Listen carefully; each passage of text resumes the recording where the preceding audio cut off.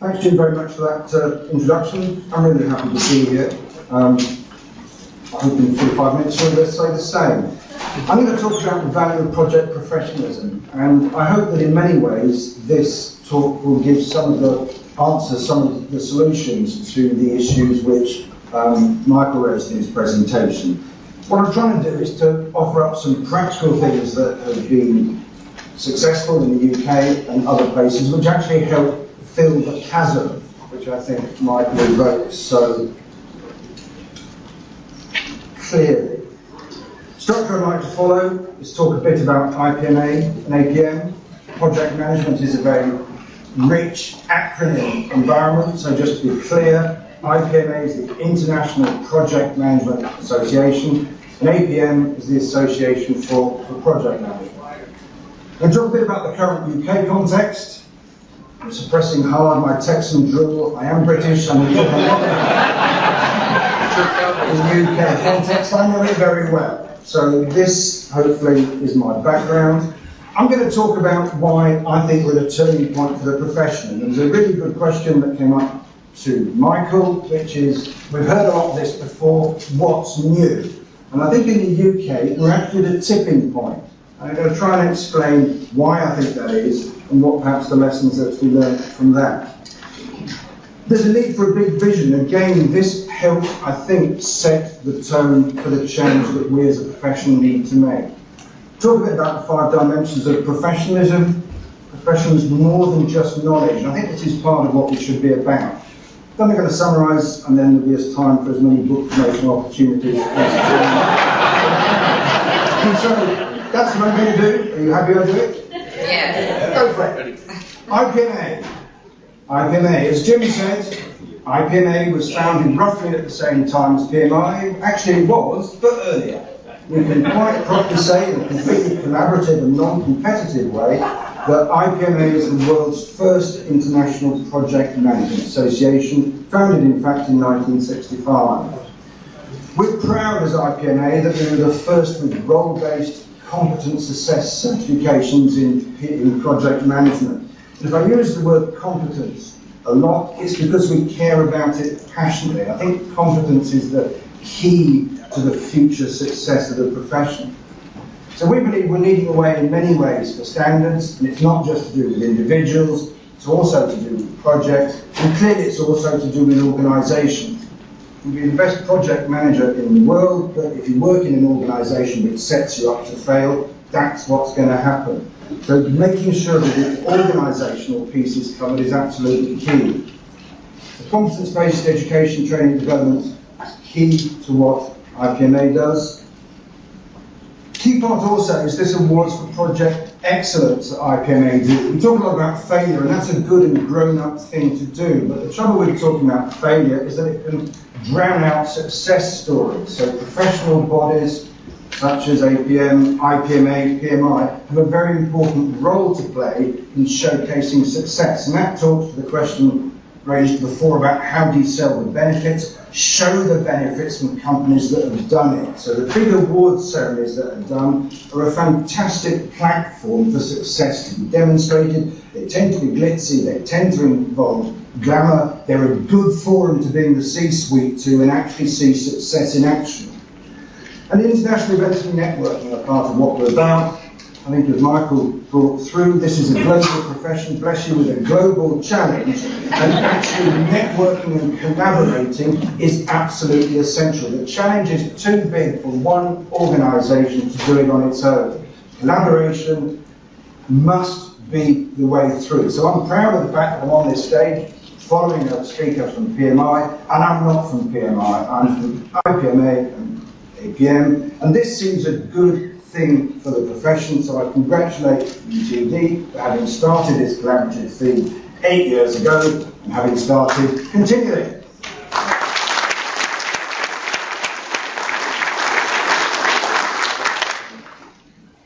We're a network. IPMA is a network. IPMA consists of a whole bunch of member associations, different sizes, different maturities, different countries, with different preoccupations.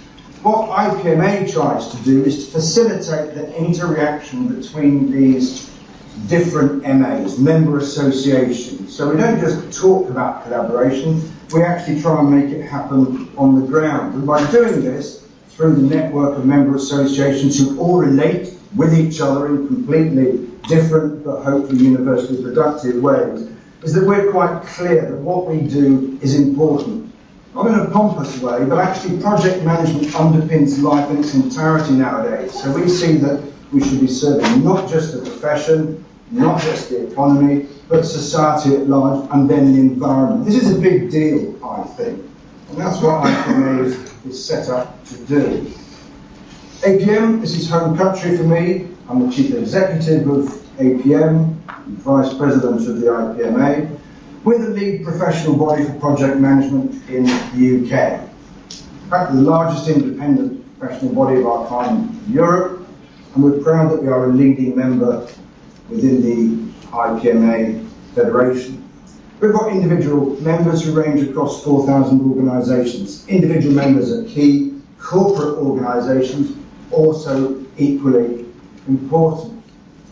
And we're from the public, private and not-for-profit sectors in the UK. I think 65% of gross domestic product is through the public sector. If APM, the profession, isn't present there, it becomes completely irrelevant. So being present in all three sectors, absolutely key. And also across all industry sectors. There's a question from up there saying, IT, good, how about the rest of the economy? One of the strengths of APM is that we are represented in every single area of UK activity.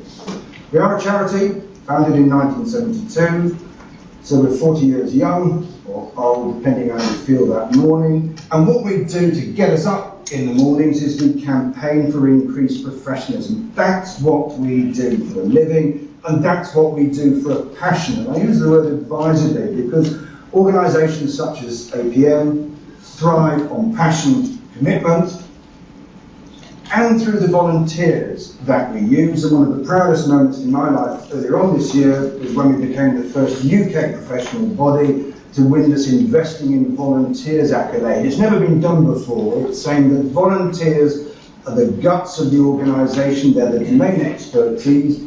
Our job as a professional body is to bring that expertise to the fore for the benefit of the profession. And it was terrific to see that recognised. So it's not just to do with talk, it's also to do with making it happen in practice. We've got an objective that's clear: advance the science, theory and practice of project and programme management for the public benefit, and implicit within that is portfolio 2. So this is our entire space. In the UK, the profession came from engineering and construction. I should think probably 10, 15 years ago, 80% of our members were engineering and construction, and bar that was 20%. So hugely biased towards those two sectors. It's now completely kaleidoscopic. I need to read the figures, there's not a door prize for remembering these numbers, but it is to show that there is no single sector that accounts for more than 14 or 15% of APM's activity in the UK. So what it means is that we're championing the profession in every single sector of UK activity. What that means is, I think, that increasingly project management is being seen as the competitive advantage, whatever the sector, whether it's pharmaceuticals, IT, logistics, health, whatever. Project management has a huge role to play, and so we as a professional body have a huge responsibility to fulfil that. So, if you're happy to accept that, we can move on and talk a little bit about the UK context. I think there are two aspects to this. One of them is legacy, a bit of backward looking, but I think you sometimes need to look backwards in order to look forwards. And you need to look forwards when there's a sense of urgency. And we've got a real sense of urgency. I think that talks to the thing as what's going to be different. These two things coming together, legacy and urgency. The legacy is pretty grim, and I think we as a profession, we're trying to be completely honest about what the UK legacy for project management is, and it's not happy reading. We haven't historically been recognised as a discrete profession. not historically a career of first choice, partly because people didn't see it as a career, and even if they did, they thought it was a career where things went wrong as a matter of course, and you would take a kicking. This is not a career choice. So historically, we have to own up to that. Historically, that's not where it was at. I think the problem was compounded, and I say the problem advisedly. Anybody could call themselves a project manager. You could say that's a good thing, that's inclusive, but you could say it's a bad thing, because how did people actually demonstrate to others, organisations, people employing them, that they actually possess the competence that they should have to call themselves a project manager? I think linked to that issue is the fact that knowledge in the UK market was linked and confused with competence. There are two different things in our view, both very important, both different. Knowledge on its own, we believe, is necessary but not sufficient to be able to call yourself a competent project manager. We have an organisation in the UK founded fairly recently called the Major Projects Authority. What it has recently started to publish is a report on all the major government projects within its remit. A number of things to say, I think. The first, that the report is being published at all is quite extraordinary. I don't know the level of public scrutiny with you here, but in the UK, it had never been done that a public body could say, here are all the projects, programmes and portfolios which are under government control. As a taxpayer, that is deeply disturbing, and as a professional body dealing in project management, that is deeply disturbing. But a person was brought in fact he was brought in from Australia, a guy called David Pitchford, about 6'6" tall, about 6'6" wide. He used to play Australian water polo. I think that the rumour has it that he gave the game up because it wasn't challenging enough. So this was a really fierce fighter. And he did the quite incredible thing of getting all this data out into the open. We had the good fortune, he came and spoke at our conference when he first joined, about 3 weeks in. He said, I've got this terrific job. I'm an executive director of the Major Projects Authority. My job is to manage the portfolio. My first challenge is to identify what that portfolio is. So he won a running battle with, in a sense, government departments to get this sort of information out. Because clearly the figures you can see here are not particularly happy. I think there are some projects that were in the portfolio, and you can see that 43% are either green or amber green, which has an uncanny echo, if you like, with the 44% of successful projects that came out in Michael's presentation. So quite astonishing that these figures are here, quite astonishing that now it's in its second report, the number of redactions and exemptions has reduced. So this guy has won a huge political battle. But it is now part of the context that these figures are out in the open and they will not go away. So this is a hugely important political moment for the profession, extraordinarily so. And I think, and it's come out from the presentations throughout the last couple of days, I guess, we may beat ourselves up in the UK, but it is actually a global issue. The PricewaterhouseCoopers report in 2012 actually came out with this really startling figure. 86% of projects fail to deliver its budget, schedule, scope, quality and benefits baseline. In a sense, the numbers don't matter. I think the principle matters, that our profession isn't one which is synonymous with success. And that's not a good news story. We are proud, hard-working professionals. I think to work in a profession where success isn't synonymous, that's not a good thing. But that is why it must change. Legacy is one of high-profile project failures. Standish Street Chaos Report has some fairly startling figures on IT, whereas Hargrove in his presentation yesterday talked about the Gartner figures, I think, of 68% and 68% on time and on budget, respectively. I'm going to hear it from others. Edward Merrow, highly respected commentator, speaking at the IPMA World Congress in 2011, put his hands up. Our track record of failure on major industrial projects is not acceptable. He then went on to say that this is true even though project management professionals are really the actual source of the failures. And that might sound a bit self-serving, but I think it actually contains a very important truth. Chief Executive of a major UK concern once challenged me, and he said there's no such thing as project failure, there's only a failure in project governance. What he was saying there, I think, was that responsibility and accountability does actually lie with the C-suite. Are the projects aligned strategically? To what extent has the organisation assured itself that the people it deploys and calls project managers are competent so to do? So I think there's a big organisational and governance issue here as well. There's an urgency to this. Of that portfolio I showed you, the top 200 government projects account for some 500 billion sterling. That's a big figure for us, marginally bigger than the budget of Texas, I guess, but to us as taxpayers, it's a big deal. And if 60% of those projects fail, this is my money, which I work extremely hard to earn and pay tax on, that is going down the tube. So there's a responsibility here to address these things, I think. Successful practice, despite our best efforts to showcase success, is too frequently ignored. Professional project management skills are in short supply. This governance piece, the organisational piece, failure often lies beyond the boundaries of traditional management.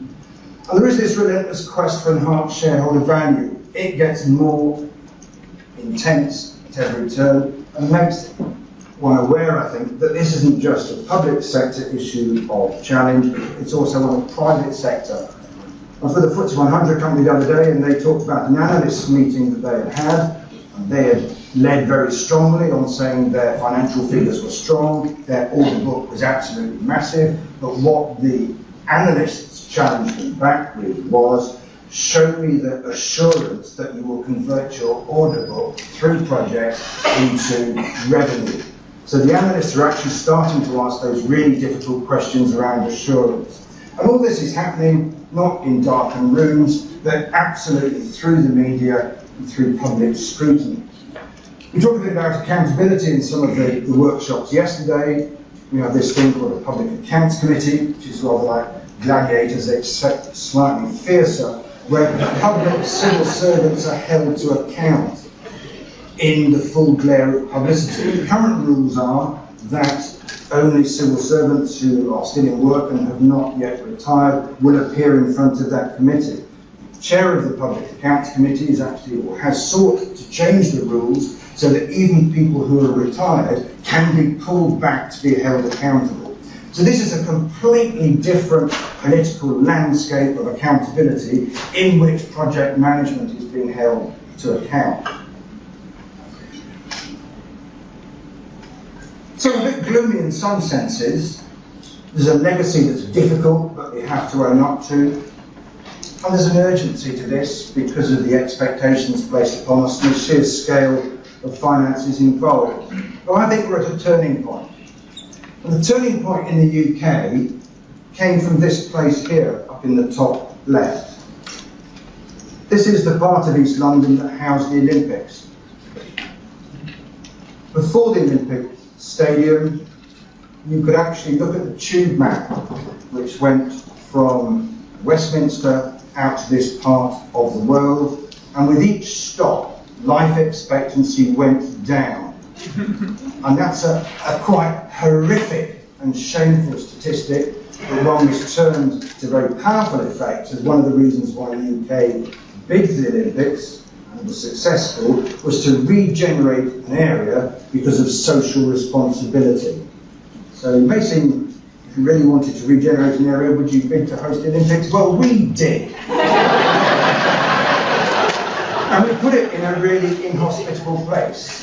You may not be able to see this, not in terms of the people, but in terms of what I'm going to describe next, which is actually that part of East London had the highest density of dead refrigerators in the whole of Europe. And it's a very congested site. At the height of the construction phase, it had the highest number of vehicle movements, I think, in any construction site in the world. So this was a hostile place, hostile operating condition, doing really well. But project management is held in the UK as producing stadiums, the events, and I'm happy to say that good stakeholder management allowed us to allow some of the visiting teams to win some goals. And gave us a closing ceremony of which the TV audience was huge. But I don't know if everybody here was at the Olympics. We're promised to give you a book plug if you were there.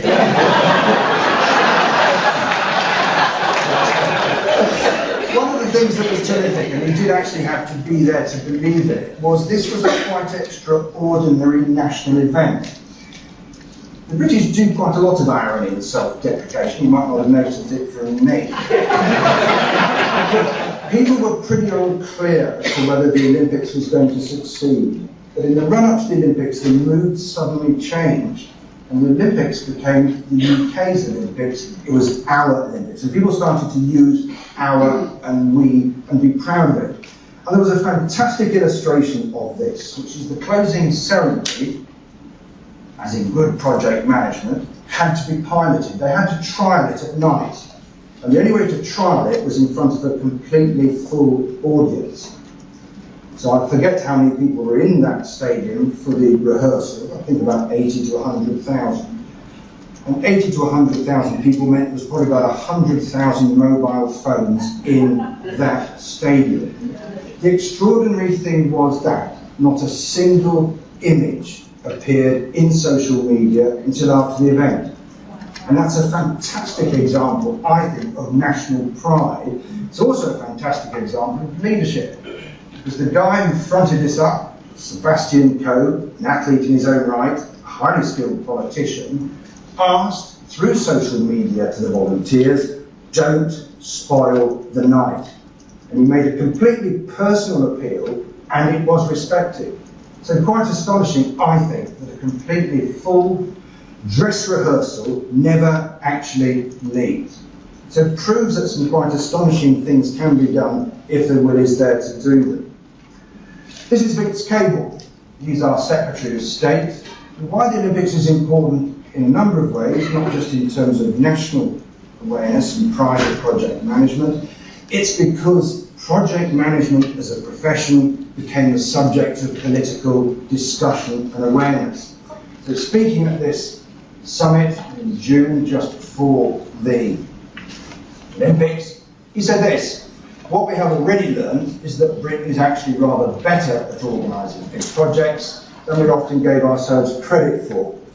And he's a politician, so I'm repeating his words, and he went on to say, on budget, on time, and without the unwelcome discipline of dictatorship. Now, you might think he had the Beijing Olympics in his mind when he said those final remarks. I couldn't possibly comment. But the fact that a member of the British government actually talks about project management in these terms represents a turning point. It goes back to the question which came from up there, well, what's going to change? This sort of thing, I think, is going to change. Because then it sort of became part of the fabric of discussion. So this is a bit of guidance produced by one of the leading think tanks in the public sector space called Making the Games, and it explicitly says what government can learn from London 2012. This issue became part of the national discourse. The Civil Service Reform Plan said, if we're going to take projects seriously, there's a scale to this, there's an urgency to this, we have to reform the civil service to make it happen. So they put their hand up and just said, government's past performance on major projects has been poor. Around a third being delivered on time and budget. Not a proud statistic. But then they went on to say, honestly, I think, much of this failure has been because policy gets announced before implementation has been fully thought through, and because civil servants have not been given the skills and needed for good project management. So these are things where I think things are going to change. Until recently in UK government, it was the politicians and the strategists who were seen as kings and queens. But the recognition changed then that ideas are useless until they can be actually implemented. And it's project management that's the tool for implementation. So the fact that the government started to embrace this agenda, absolutely key for us and for the profession. And so it went on. This progress has now been charted over the last couple of years because the government is absolutely committed to making it happen. Every area of public life is looking at the civil service performance in this area. And that's true of this document here, a very good document called Getting a Grip, written by Lord Brown of Shell fame. All his experience, 30, 40 years, condensed into 6 pages of brilliant observation. It's a bit like spinach. You start off with a huge amount of experience and you boil it down into some absolute gems. And that's what Brown did in this document. He said and gained some very, very helpful things for the profession. Project management, he said, is viewed as a prestigious career path in the private sector. So this was all part of the profession lifting its game and starting to be associated with success. And this is part of the turning point, I think. We talked about sponsorship. If you're going to have an effective sponsor, start from the top. If you're going to have effective use of project management, why not start from the top? So, this is David Cameron. He's our Prime Minister. One of the best things he has ever done for the profession, and I would argue thus for the country, is he established a major projects authority with his authority under his mandate. And he was absolutely explicit that these are the sorts of things that the major projects authority should do. Fantastically simple, fantastically difficult. And one of the things that we are particularly pleased to be involved in is this challenge here where we work with government departments to build capacity in programme and project management. I wouldn't underestimate the importance of this annual report. This is all to do with transparency, accountability and awareness.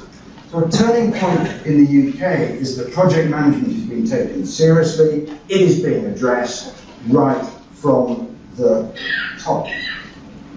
Major Projects Authority, this is this David Pitchford thing, this 6'6" Australian. One of the things that he did was to set up this Major Projects Leadership Academy. That's hugely important because the Major Projects Leadership Academy, shorthand for that is, I suppose, that if you're going to run projects, sponsor projects within government, you have to have been on this course. So he's acting in a sense as a gateway to project management excellence if you want to be part of project delivery, sponsorship within the public sector. And what he was clear about, and I think it came out from one of the questions from sat over there somewhere, which talked about leadership. He was absolutely clear with this Major Projects Leadership Academy that it should do what it says on the tin, because essential to the success of major projects is their leadership. It's not to do with making a whole bunch of civil servants highly effective project managers. It's making them highly effective, sensitive, informed leaders of projects such that they can make sure that their organisations act as intelligent clients. We have this very nice phrase, I think it's one that we keep very close to our hearts, which is it's all to do with mindset, it's not to do with methodology. And that's all part of this sell, I think, into the C-suite. It's mindset. What are the benefits? How do I set up a culture where these things can work? It's not about can I operate an operational, strategic or whatever risk register. It's all to do with mindset. Assure yourself that the correct things are in place so that the organisation can thrive. And he's done really, really well. Daily Telegraph is not one to issue praise lightly, especially when taxpayers' money is concerned. And they're quite clear. When he started off, the proportion of successful projects 28%, the figure should be 90% or 95% by the general election. So will that happen? Don't know, but the direction of travel is certainly very strong. So that's why for the UK, the profession is absolutely at a turning point. Increasingly, we see that project management is a profession of first choice. And there's lots of initiatives. We saw an example of NASA, equivalent of apprenticeships, I guess, in the UK. This is very strong now with some initiatives that we've launched, STEMnet, getting into schools, and this scheme here that we run in the UK called Inspiring the Future is presenting role models to school children and to students such that they can make half-decent career choices and recognise that project management is where they want to be. So this is all very important and part of the transition, I think, that the UK profession is making. There's an increase in undergraduate numbers. That again is changing the landscape. Once upon a time there probably weren't any undergraduate courses in project management. That is now changed. And that's got a very positive aspect, I think, which is that increasingly more women are being attracted into project management as a profession of first choice. And you can see this through the statistics, at least in the UK. In terms of current practitioners, the profession is male dominated, 70-30. And if you look at the undergraduate population, actually that's all changed. 47% men, 53% women. At the risk of making a big stereotype, you could say that project management depends heavily for success on these personal skills, the competences in that area, emotional intelligence. And these things you associate with blokes, not always, I think. So I think this is a hugely positive statistic which should give us great hope. I should be sure to stand by the door when I leave.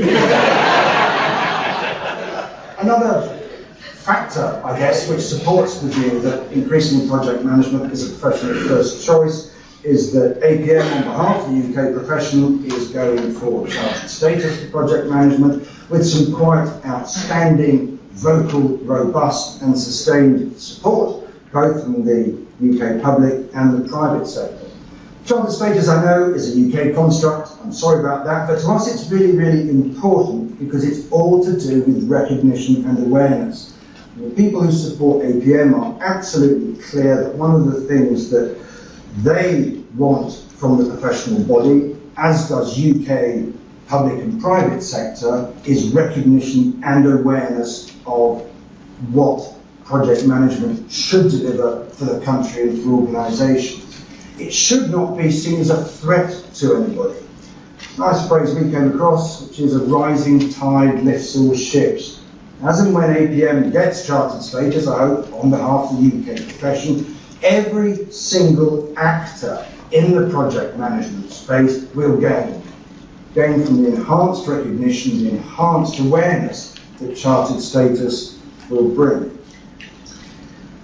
I think another turning point is the realisation in the UK that there's some fantastically important strategic, political and visionary aspects to where we are, but there's also a recognition that project management is about fundamentals. We worked very hard with the Olympic Delivery Authority, who delivered the Games on behalf of the UK. We were responsible for promoting the lessons learned in project and programme management. I hosted a whole range of events. I was lucky enough to go to 4 of them. And in particular, I heard this lady speak, Henna Kintria, head of venues and infrastructure, the Olympic Delivery Authority. And she talked a lot, as did all her fellow workers in this initiative. She talked a lot about the really clever strategic stuff that was done. And it was really clever. But the clever stuff was only successful because of what speaker after speaker called project management rigour. So it's working out what to do and then doing them absolutely as if you're on a crusade, and everybody's speakers spoke in those terms. Get started, get it right, get going, don't stop. And this project manager rigour, we heard that so many times. One of the things that Sir John Arnott, who was one of the sponsors in the initiative, took huge pride in was he didn't allow the specification to change. He baselined everything and then said no further changes are possible. So a lot of rigour at every level marked out the profession through the Olympics, I think. And that's an important point for us to note, I think, and which should give us hope that we are at a turning point, but a turning point that we can turn into success, because it is to do with getting the basics right, and they don't have to be rocket science. Now, just for the sake of transparency and accountability, which I've heard much of over the last couple of days, there is actually a rocket scientist in the project management community. Are you aware of this? There is actually a director of rocket science in our profession. You may know him. He's a guy called Bruce Henry. If you look carefully at his LinkedIn profile, you would see that he's actually called Rocket Science Advisor at the Liquid Planet. So of course it gets your attention, you go down, and he has indeed got the job Director of Rocket Science. And he's a very interesting guy. He's an expert planner, and he's really proud of it. And he worked for an organisation that didn't take his job seriously enough. So his boss would say to him, "Oh, can you just do this bit of planning?" And he, being a proud professional, actually got really tired of this. So he said to his boss, "If you say that one more time, I will resign, unless you call me Director of Rocket Science." That's what his job is. So his boss, being in a hurry, asked him for yet another just job. He walked to his cardboard box to fill his personal effects, and the boss confirmed, "Welcome to your new role." However, that is the exception that proves the rule. So this do have to be good, and they have to be rigorously applied. It does mean that it's within our grasp, I believe, as professionals to do that. Pausing for breath. Let's talk about a big vision. Leadership requires a vision. We did quite a lot of research through the management literature and through corporate organisations about this idea of an unreasonable challenge. And we looked at a variety of places. We looked clearly at the Olympic Delivery Authority, where we were the lead partner of project and programme management in their legacy programme. And we looked at the construction phase of the site. And as I mentioned, at the height of its activity, it had the most vehicle movement, certainly in Western Europe, I think quite possibly in the world at that time. So this is not a good place to work safely. But what the leader of the Olympic Delivery Authority said was, "No one is going to die on my construction site, and no one's going to get seriously hurt." Now you might think that's a bit trite, but to the best of my knowledge and the research that's been done, every single modern Olympics has suffered fatalities during the construction phase. So this was a really big, bold, utterly unreasonable statement. No one's going to die in the construction phase of the London 2012 Olympics. This is the guy who championed that, a guy called David Higgins, another Australian, curiously enough. There seems to be rather a pattern there. A hugely compelling guy, and I heard him quite speak after the Olympics at an APM event. He's an APM honorary fellow, as is David Pales here, so a very august and important group. And he talked about the Olympics very candidly. And he was quite clear in his own mind that the proudest thing that he did was run a safe site. And he did it by making an unreasonable challenge which made people completely change the way that they thought. He empowered people to make local decisions. Some of the workers discovered that where there were some accidents or near misses, they were happening about 10:30 or 11 when energy levels were running low. So they instituted in one section of the site a porridge run. Something really simple that just acted as an energy boost. No one asked them to do that, but they were so inspired by the vision and felt it so important, this is what they did. We also looked at these guys who have their goal 0. These guys work in some pretty inhospitable terrain, but they said strategically, organisationally, we're going to set a goal of 0 accidents, that we can operate without fatalities or significant incidents, despite the often difficult conditions in which they operate. And everybody said, what on earth is this all about? This is unreasonable and impossible. And they said, absolutely right, deal with it. So they used this framing as a way of engaging with their supply chain and their workers to say, and here's a new way of doing stuff. We know it's unreasonable, but it's so important we're going to hold for that. This is Bloodhounds. This is to do with the competition which it's about the land speed record. There's a UK team there, I think there's a couple of American teams. What they're trying to do is to break the record of current record of 763 miles per hour. This is seriously quick. Just the avoidance of doubt.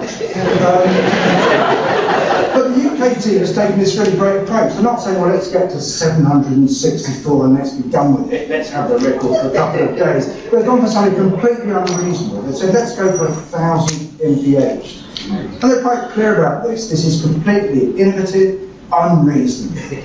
Because actually that's what we want to do. I was very heartened by what I heard Wes Hargrove say yesterday during his 7/11 presentation. As I understood his background, he was a logistics guy. He had a number of roles, but then he seemed to get thrust into this chief information officer role without a huge amount of prior experience, or so I heard, which made him a very good candidate for being unreasonable and challenging the status quo. Because what I heard him say was that he was going to challenge the status quo. He looked at the Gartner statistics, he looked at the in-house statistics and said, you can't be serious. So he looked at 58%, not excited by that. He looked at the 68% success rate, not excited by that. And the figure I took away from his unreasonable approach was that of huge, untrammeled success. The project success stories he showed us yesterday talked about a 98% success rate. So I think that's a really good example of a completely unreasonable challenge producing a quite fantastic result. And having heard him speak yesterday, I could quite see how he would inspire his team, but also his chief executive, to actually believe in it. So I thought that was a really good example, which gives me great heart to say, I think this unreasonable challenge is really, really strong. Because I think what's needed, and certainly the UK profession thinks what's needed, is a really big vision for project management. And we think it's one that's got to be radical, aspirational, completely and knowingly and proudly unreasonable. But, having said that, we think it actually reflects what society expects. It's what our campaign for professionalism is all about, and actually it's also all about collaboration. It does require effective leadership at every level. So our big vision is completely in your face, unreasonable, and I love it. And it's a vision in which all projects succeed. And we're going to use this as a rallying cry to say we know all the history that's gone before. We know that if you look at all the studies of causes of project failure, they're exactly the same 10, 20, 30 years ago and now. So something has got to change, and we think it's down to leadership of the profession making a strong statement that the past is the past, and actually we must aim at this unreasonable challenge of a world in which all projects succeed. Far too big a challenge for one organisation, or indeed two organisations, to do on their own. So that's why our mission is all about collaboration. It's leading a movement, participating in a movement who believe that this is important. And that's why our leading role in the International Project Management Association is so crucial to us. We think this is a really valuable and compelling vision, but it needs others. Everybody in this room, the entire profession, stand up behind it and say, 44% success rate, not good enough. What are we going to do? Aim for success. Here are the case studies which prove it can be done. And whenever people push us back, we just look at the Olympics and we take heart from the Olympics, where something really difficult was done with great vision, with great vigour, but also with huge success, which gave us great pride. So for us, that was an absolute turning point. 5 dimensions of professionalism is one of the keys, we think, to making this big vision real. And it's based on the concept of profession.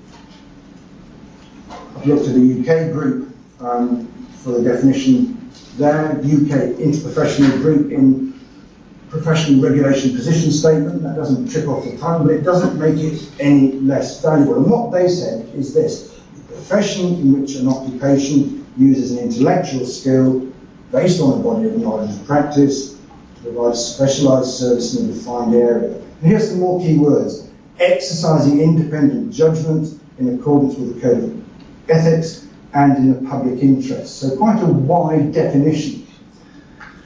What we APM did was to build on this concept of profession and develop a very simple model called the 5 dimensions of professionalism.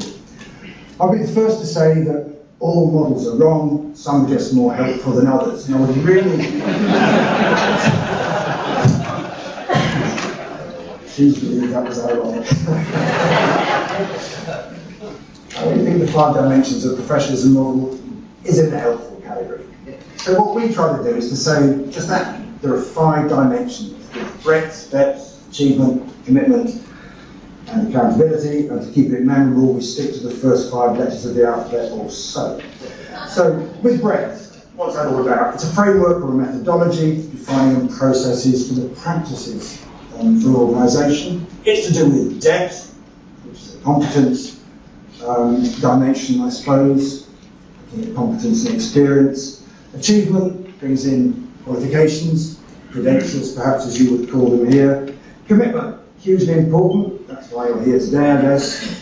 Sharing knowledge, pushing the knowledge forward. But this is part of developing a profession. I hope too it's part of your own personal professional development. It's certainly part of mine. And a professional can't just take what they've got and practice for the next 30 years, particularly our profession, which is changing under our eyes. You've only got to look at the plethora of workshops and presentations we've heard on Agile over the last couple of days to realise that this is a profession which is, in a very agile way, I suppose, continually changing. So commitment to CPD, hugely important. And then accountability, this code of conduct issues, recognising that true professionals should be accountable for their actions and adhere to a code of ethics and professional conduct. It's a really big deal in the UK, this accountability piece. There was a discussion on that at a presentation led by Teresa Eves yesterday on this. Since the banking crisis, particularly in the UK, there became a crisis of confidence in all professions. And that was universal, not just with bankers, not just the insurers, but there was a horns effect, if you like, on every other profession. And the professions were challenged as to their integrity. The internet and all these other things were also starting to erode the professional standing of professions. Certainly in the UK, there's a phenomenon now that you go to the doctor and the doctor says, and what's your prognosis based on your internet search before he starts to look at it. There's a real danger, I think, that the work of the professionals was being undermined, and we recognise that as a, I hope, responsible professional public body. Just before I do that, just to say that these are concepts which may sound a bit abstract, but there are concrete things that we do to help make them real. So a body of knowledge, a complex framework, a set of qualifications and certification, CPD scheme, and all the supporting material to go with, and a code of conduct. And I'll just dwell on this code of conduct for a second, because for us it's important.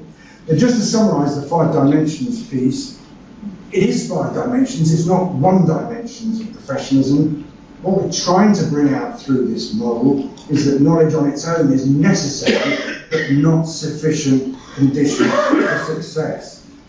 There's one message, please, I'd really like you to take away from this presentation, is how important that is. It sounds really trite, but I think it's some message that we continually have to keep promoting. So in our view, it's all 5 dimensions or nothing. Can't be the most technically gifted professional that have the models for an ACAT. That does not make you professional. It's all 5 or nothing. And that's why this accountability thing is so important. It's the ethical dimension, and certainly in the UK, it's a hallmark of professionalism. This is a guy called Sir Peter Gershon. He's very close to our heart. He's another APM honorary fellow. He's also the guy who set up within government something called the Office of Government Commerce which became the major projects authority mandated by the Prime Minister. So this guy had a really good idea and put it into practice. He spoke at our conference a while back, and he issued a very strong challenge. And he said to the profession of UK project management, it's time you stand up and be counted. And he meant a number of things by this. Partly it was be recognised as a discrete profession. Partly it was recognise that the failure legacy is unacceptable. He actually gave us the idea for all projects succeed. He was slightly less succinct in what he said. He said that project management should be synonymous with success and projects should only fail for reasons novel to the profession. But that's okay as a footnote, I think. So he was really bright. But what he also did was to address this ethical dimension, which came out through the question, I think, in the grey shirt in the back. For those of you who couldn't see it, the shirt colour is probably irrelevant, but this was a question about ethics. How do you actually stand up and say no? And he was absolutely clear that as a project manager, you have an accountability and responsibility to stand up and say no if you see a train crash happening. And so there's no point in being rosy-tinted about this, because this could actually be career limiting. But the profession's at a turning point such that it has to start to recognise these sorts of issues. And once you start putting this sort of statement on the table, then it allows the discussion to happen. I was at the UK government department, one of the largest spending departments, the other day, and I took some of the themes that I brought out in this presentation to them. And I took the stand up and be counted idea to them and said, what do you think? And it was full of the project management community. It was also attended by the permanent secretary, who is, short of the minister, the most important person there. And the professional practitioners thought it was great. But what it did was to start a dialogue, because they said to the permanent secretary, and what reassurance can you give us that you are going to provide the climate in which this challenge can be made? And I will not lose my job, but I will actually be rewarded and recognised for having the courage of our convictions. And this encouraged some really strong debate. So it does, I think, get to the nub of the question. The organisation has to be ready to be challenged, as well as the individual practitioners having the courage and the insight to make that challenge. So for us, this whole accountability thing is important, it's real, and it's relevant. We've been working on some programs within the Department of Work and Pensions, so-called, on a scheme of universal credit. And it was a National Audit Office report that was published a few months ago. There was a quite telling phrase, I think, a couple of sentences, which reinforced this need for accountability. And what that said was both the Major Projects Authority and the Supply-led Review identified problems with staff culture, including a fortress mentality in the programme. The latter also reported there was a culture of good news reporting that limited open discussion of risks and stifled challenge. So this is not a good environment to be practicing effective project management. And I think this is another aspect of the turning point for the profession, is having an impatience but also a personal courage to confront issues of organisation and culture which don't work. I would say that, wouldn't I? But actually a lot of big, blue chip, sometimes global companies think the same. These are just some of the organisations who have taken this 5 dimensions concept close to their heart. They said it's important, it's real, we want it to become part of our fabric, and they use it in a variety of ways. Corporate development programs, in-house academies, career frameworks, communities of practice, role profiles. So this is working, it's got traction, helps them, helps the profession. This is where IPMA also comes in. I talked about working collaboratively within IPMA with our fellow member associations. We're doing a particularly good and proud piece of work, I think, with our Finnish member association, Project Management Association of Finland. Lots of branding consultants work quite hard on that. And they've got a very striking CEO, just wish that could be edited out,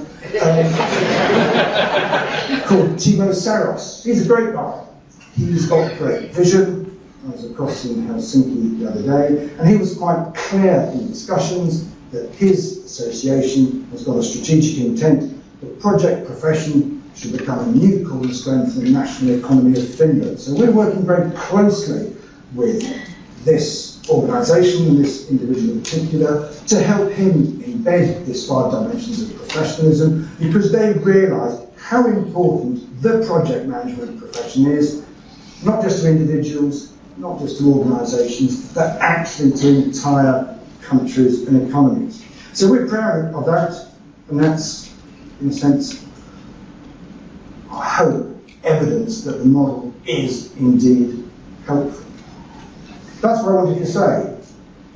I wanted to talk a little bit about the acronyms that are International Project Management Association and Association for Project Management.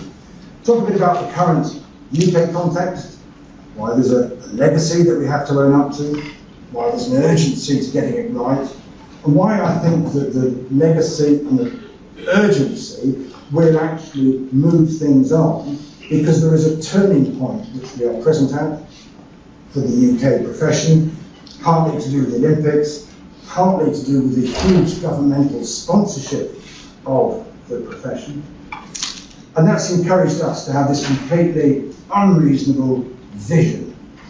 And I will fight anybody in a dark corner as to why it's a really important, challenging, but actually totally needed vision if we're going to stop the same old failures repeating themselves. One of the clues for us, 5 dimensions of professionalism, is helping move the profession on by recognising that knowledge is important, but on its own is insufficient. That was the summary, and now we turn to questions. Thanks all very much.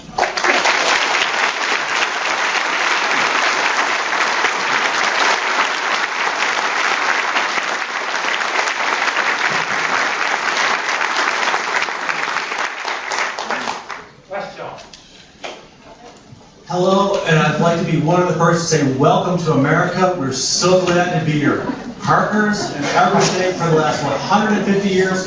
We've forgiven you for the first 50 years, but since then we've been great together.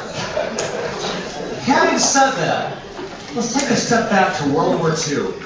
Bombs were falling out of the air. The enemy looked like it was about to win, but the British persevered. They had an unrealistic expectation of victory. Let's juxtapose that. You're a project manager, you know it's unrealistic. You don't have the time, cost, or resources. Scope changes keep on happening. How does the realistic vision help somebody in that situation? Thank you. If issues like that aren't confronted, and I quite accept they're difficult, then actually we're going to be complicit in perpetuating this problem. One of the things that Gershon said to Peter Gershon when I talked to him after he issued this challenge, he said the best thing that you can do as APM is find somebody who gets sacked for making this challenge on their project and get them their job back. Because actually that's what a professional body should do. So I fully accept what you say, and there's no point in being immature or naive about it, but there are things that you can do. One of the things is actually you can not work in a place that has that culture. Listening to Trisha Eves yesterday, part of her life story, which was really compelling, was she was part of an organisation which changed its leadership, she did not want to be part of that, and she left.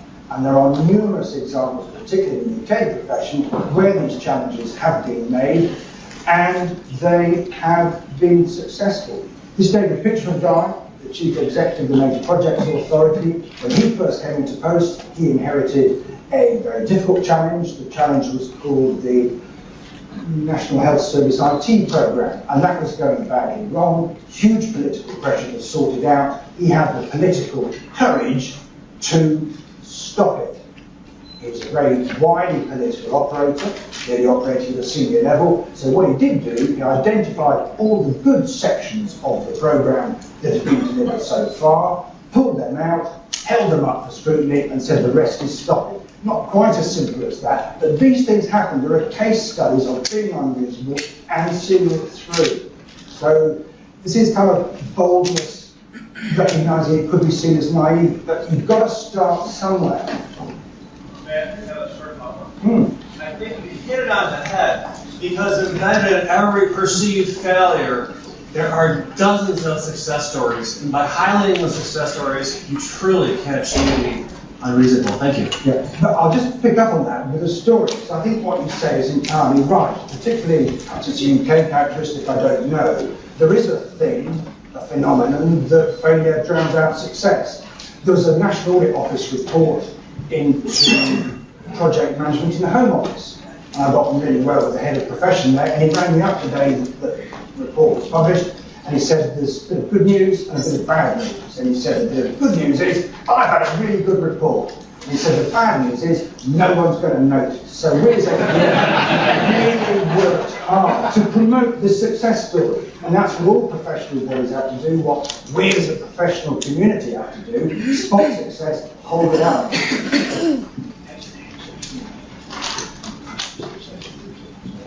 have a question? Hello. Hello, Brett.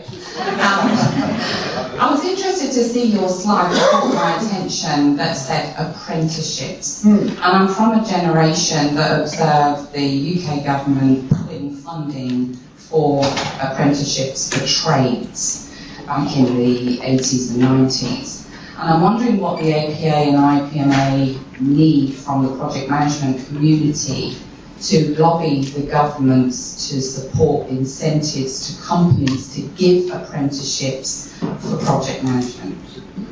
Happy to do that. I think if I start in the UK context, I can't speak for other places, but what I would say is in project management in the UK, people are trying to widen project management up so that it's open to people who may not necessarily excel academically.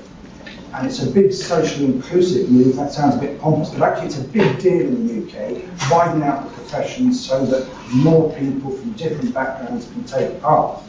And the trick is to make sure that the access is widened, that the academic rigour of the assessment is absolutely maintained. And that's one of the, I think, balances we've pulled off with our higher apprenticeship scheme, for which we won a lot of government money, almost £1 million of government funding, to develop a higher apprenticeship in project management, which takes people who are of a vocational bent, gives them the underpinning knowledge which they can reflect in their on-the-job practice, and they end up as quite superbly competent project managers. I've met some of these people, and they're like age 20 with the wisdom of 40-year-olds. They are quite fantastic. And what's really impressive is their bosses speak of them as heroes and future leaders of their organisations. So I think in answer to your question, what can we do to help? We can showcase the people who are going through this scheme and being successful. And where are you communicating that? On the website. I can send you a link. I just happen to know that EC Harris, for example, who's a global player, actually herald their higher apprentices as their future leaders. And for them, it's a really big deal. One of the issues in the UK market is where are the future generation project managers coming from? And this they see as part of their strategic response to that. If that answers. Okay, I love the bold vision, and I'm inspired. And I'm pretty sure that inspiration is going to last all weekend. Yay! But, somewhere around probably between 9 and 11 Monday morning, that inspiration may wane a little bit. So I have two questions for you. One, higher level, as in, is there, what would you suggest? Is there already one action or activity that you would propose that we take in order to help support this vision, first of all? And then I have a second question. I think it's being intolerant of failure and actually saying, I believe in this vision, I recognise it's unreasonable, but it's what I'm rooting for. Because I personally don't want to get out of bed saying I'm rooting for 80% success. I don't find that. So I think it's keeping that vision and continually checking it. But also that's why Wes Hargrove's presentation to me was so important. Left field, I guess you would say. Here's a presentation which completely upholds this theme. So I think look for examples of that, and I think as leaders, in the profession, in your organisations, everybody's got a responsibility also to accept challenge. That's also part of it. Because part of project success could be construed as failing fast in a very agile way. For example, there's nothing wrong with that. Because if you're prepared to accept a challenge, stop it, that's a much more responsible action than allowing something to develop into a train crash. And if you sort of lose the inspiration, look at the website, try and see examples of where we're going to keep showcasing evidence of success with this. So please, I would urge you, if you believe in the vision, keep with it. I guess part of the job of professional bodies like IPMA, ADM, PMI, they're trying to keep that vision fresh and regenerate. That's part of leadership, I suppose, in some ways, of the profession. That's great. Thank you very much. My second question is a little different. Your earlier slide had talked about the industries that IPMA is represented in, and I noticed that the healthcare industry only had 1%, and I was just wondering what's behind that, because I'm sure healthcare represents a larger percentage of your, nation's economy than that. I think that's a very fair challenge. The figures are actually the APM stuff rather than IPMA, just because I'm able to divulge APM figures in a way I wouldn't feel comfortable perhaps with IPMA. I think a historical accident. I think there's no particular logic that can be read into that other than we perhaps are underrepresented.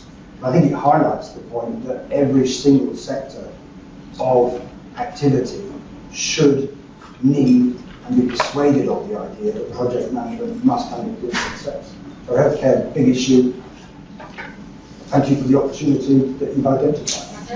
Yeah, absolutely, because healthcare is one where we really don't want projects to fail.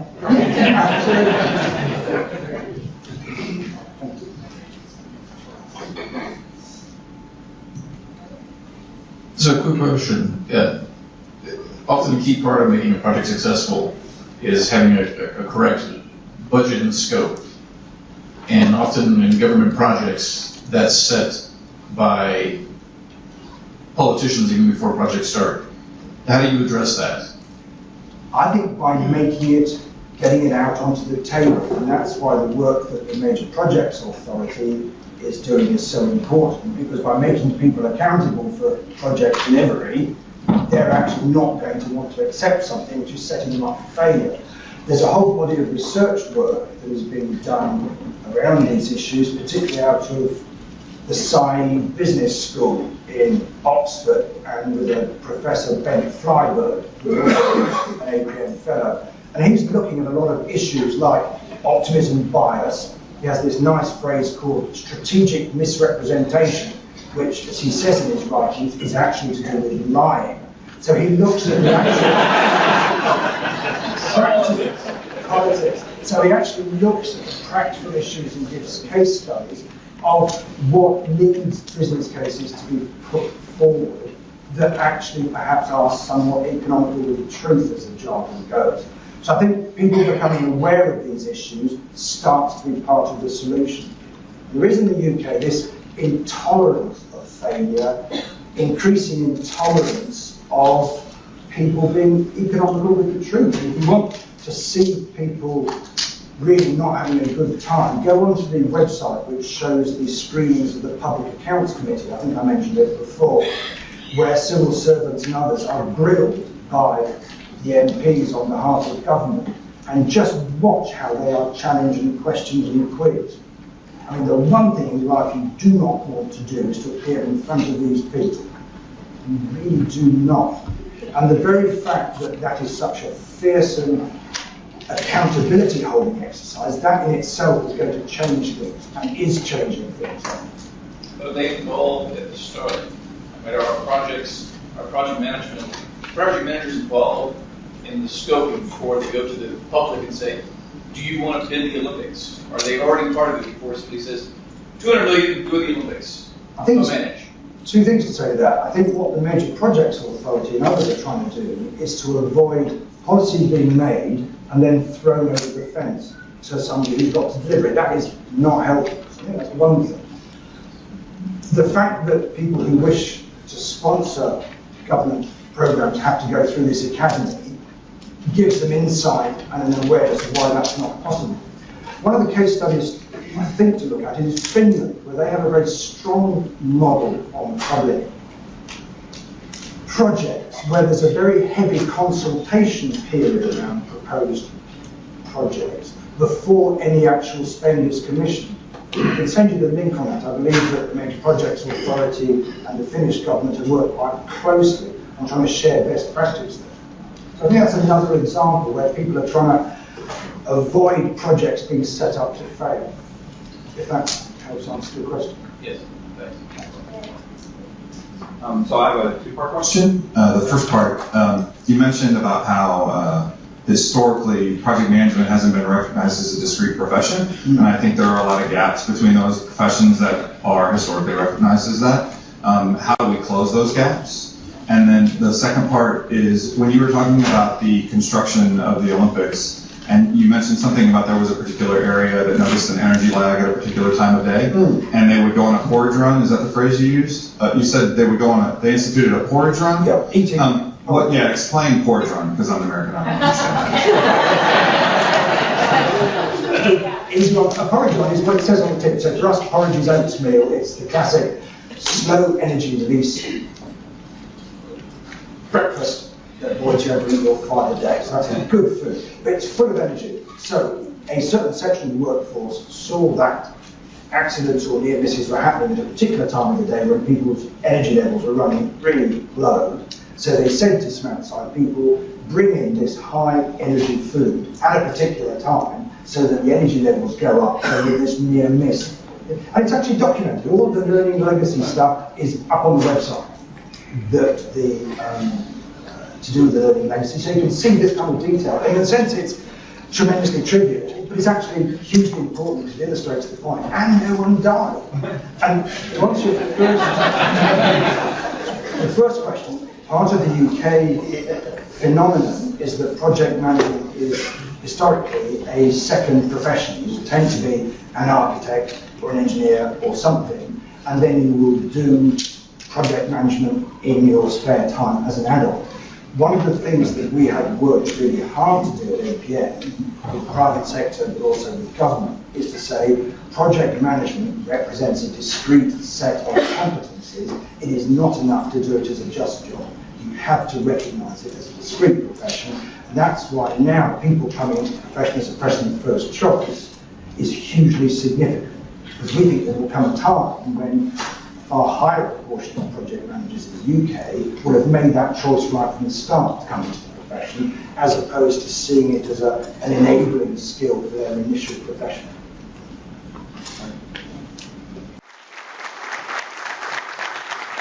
Andrew, as you sit around pondering the unponderable, these are glasses. Now, they're wine glasses. And they will hold these ale or bitters, as it's also called. You may not get a whole pint in one of them, but feel free to use two.